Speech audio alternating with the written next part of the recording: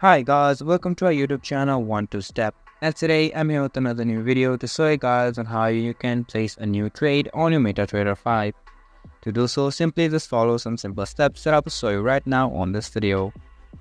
First of all, make sure your device has a stable Wi-Fi connection, and after making sure of that, go onto your Metatrader 5 app. After it opens up, you can see an option for trade on the bottom of your screen. Click on trades and now click on the top right icon on your screen.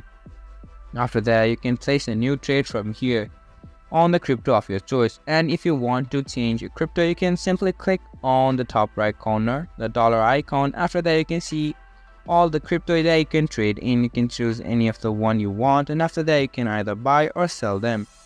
And that's how you can place a new trade on your Metatrader 5. This was for this video, and I hope you guys find our video helpful.